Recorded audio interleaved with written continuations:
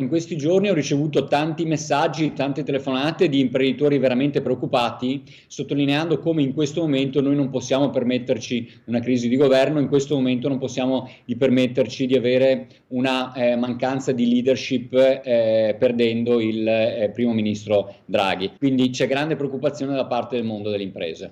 Mondo economico con il fiato sospeso, imprenditori tra i primi firmatari all'appello a Mario Draghi a non lasciare, l'economia non se lo potrebbe permettere. Fa eco alle parole del presidente degli industriali trevigiani Leopoldo Destro, anche il leader di bottega, patron dell'omonima azienda alle porte di Treviso, che parla di effetti potenzialmente devastanti, dallo spread che salendo aumenterebbe le uscite dello Stato per interessi al costo del denaro che aumenterebbe allo stesso modo presso le banche, con il conseguente rialzo dei mutui e del leasing.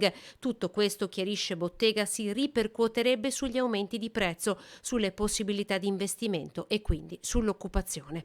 Una previsione anticipata dagli ultimi dati di Veneto Lavoro, che vedono una contrazione dell'occupazione dopo il saldo positivo del primo trimestre già del 3%. Il fatto aggrava una appunto situazione difficile per le imprese, un'inflazione che sta erodendo molto il potere d'acquisto delle famiglie, una crisi energetica che è in corso da diversi mesi e che porterà l'anno 2022 ad essere l'anno record come bolletta di spesa sia di famiglie che di imprese. Si stimano che saranno di più 32 miliardi il costo dell'energia e del gas per il sistema Italia. Già lo spread oggi è molto alto, non oso immaginare cosa possa succedere se questo governo non può continuare la sua opera. Una preoccupazione che gli industriali condividono con il mondo artigiano, che in più sconta l'incertezza legata al rifinanziamento del bonus 110, con una fetta consistente di imprese a rischio fallimento. Sulle 100 imprese noi sappiamo che oggi 20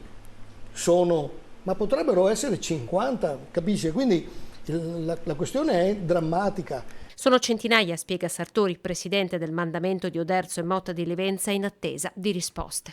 Perché l'impresa che ha fatto il lavoro per 200-300 mila euro ha i materiali da pagare, i dipendenti da pagare, l'IVA da versare, ci vuole un governo che decida domani mattina cosa possono e devono fare le banche, come si possono comportare gli artigiani, le imprese che hanno in pancia questi crediti. Il rischio è il fallimento.